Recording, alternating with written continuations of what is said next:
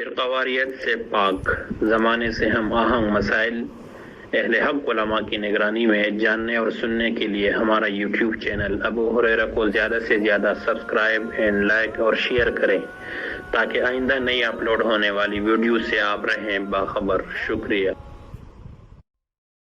الحمدللہ وحدہ والصلاة والسلام علی من لا نبی بعد۔ اللہ تبارک و تعالیٰ کا احسان ہے اور انعام ہے کہ اللہ نے ہمیں مسلمان بنایا ہے اور پھر مسلمان بنا کر حضور صلی اللہ علیہ وسلم کے امتی ہونے کا شرف بھی بخشا ہے۔ اس امت پر اللہ تبارک و تعالیٰ کے بہت سارے احسانات ہیں، کرم ہے، انعامات ہیں جو گزشتہ امتوں پر نہیں۔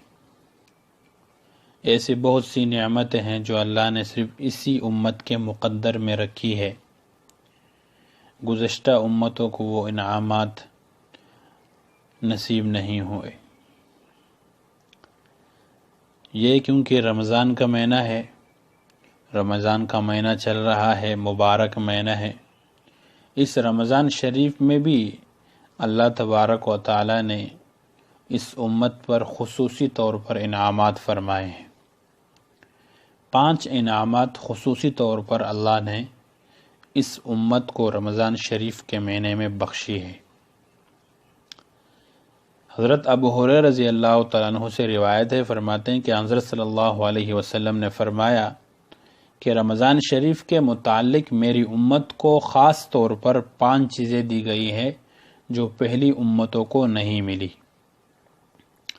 وہ 5 چیزیں کیا ہے؟ نمبر 1، روزہ دار کے منہ کی بدبو جو بھوک کی وجہ سے پیدا ہوتی ہے وہ اللہ تعالیٰ کے نزدیک مشک سے زیادہ پسندیدہ ہے۔ اور دوسرا انعام یہ فرمایا کہ ان کے لیے دریا کی مچھلیاں تک دعائے مغفرت کرتی ہیں اور افطار کے وقت تک کرتی رہتی ہے۔ یہ دوسرا انعام ہے۔ تیسرا انعام، جنت ہر روز ان کے لیے سجائی جاتی ہے۔ پھر اللہ تبارک و تعالی فرماتے ہیں کہ قریب ہے کہ میرے بندے دنیا کی مشقتیں، تکلیفیں اپنے اوپر سے پھینک کر تیری طرف آئیں۔ یعنی روزہ داروں کے لیے باقاعدہ جنت ہر روز سجائی جاتی ہے۔ اور چوتھا انعام یہ ہے کہ اس ماہ مبارک میں سرکش شیاطین قید کر دیے جاتے ہیں کہ وہ رمضان میں ان برائیوں کی طرف نہیں پہنچ سکتے جن کی طرف غیر رمضان میں پہنچ سکتے ہیں۔ یعنی رمضان میں شیاطین قید ہونے کی بنا پر روزہ داروں کو گناہوں پر نہیں ابھار سکتے، لیکن انسان کا نفس گناہ کرانے میں شیاطین سے کم نہیں ہے اور گناہوں کا چسکا بھی گناہوں کی پٹری پر چلاتا رہتا ہے، تاہم پھر بھی گناہوں کی کمی اور عبادت کی کثرت کا ہر شخص مشاہدہ کرتا رہتا ہے۔ یہی وجہ ہے کہ رمضان کے اندر ہماری حالت کے اندر، ہماری کیفیات کے اندر ایک تبدیلی آ جاتی ہے جس کا ہر شخص مشاہدہ کرتا ہے۔ قرآن کی تلاوت، اس طرح ذکر و اذکار اور نفل عبادت، فرائض کا خصوصی اہتمام، یہ ساری چیزیں، ان تمام چیزوں کا مشاہدہ اس بات پر دال ہے کہ اس رمضان کے مہینے میں سرکش شیاطین جو ہے وہ قید کیے جاتے ہیں۔ 5واں انعام یہ ہے کہ رمضان کی آخری رات میں روزہ داروں کے لیے مغفرت کی جاتی ہے۔ یعنی رمضان کے آخری رات میں اللہ تبارک و تعالی روزہ داروں کو معاف کر دیتے ہیں، روزہ داروں کی مکمل طور پر مغفرت فرما دیتے ہیں، یہاں تک کہ ان کے جسم پر کوئی گناہ باقی نہیں رہتا۔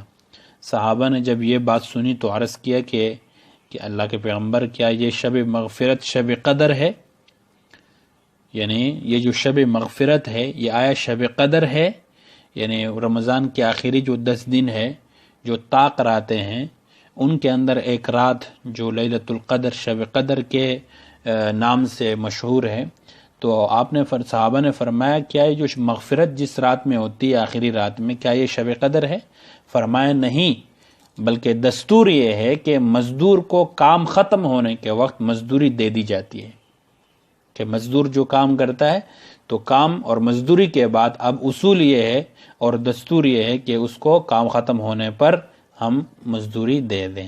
تو اسی طرح میری امت کے وہ لوگ جو روزہ رکھیں گے پورا مہینہ، تو اب روزہ رکھنا یہ اللہ کے لیے ہے، تو اب اللہ تبارک و تعالی رمضان پورا ہونے کے بعد، یہ کام ختم ہونے کے بعد، اب اللہ کی طرف سے جو عوض ہے وہ معافی ہے، اور وہ عوض مغفرت کا عوض ہے کہ اپنے تمام بندوں کو جو روزے کا اہتمام کرتے ہیں ان کو اللہ بخش دیں گے۔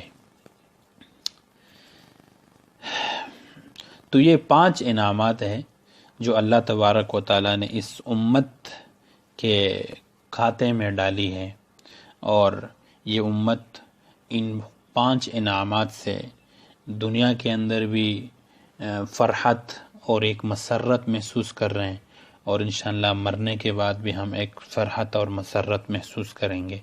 اللہ تبارک و تعالیٰ سے دعا ہے کہ یہ جو 5 انعامات، خصوصی انعامات کا تذکرہ نبی علیہ السلام نے اپنے امت کے متعلق فرمایا، یہ انعامات ہمیں نصیب ہو جائے اور نصیب ہو کر دنیا اور آخرت میں ہمارے لیے باعث خیر بنے۔ اللہ تبارک و تعالیٰ سے دعا ہے کہ رمضان میں زیادہ سے زیادہ عبادت کرنے کی توفیق عطا فرمائے، اور رمضان کے جتنے بھی برکات، انوارات اور ثمرات ہیں وہ ہمیں ملنے کی توفیق اور ملنا نصیب فرمائے۔ وآخر دعوانا الحمدللہ۔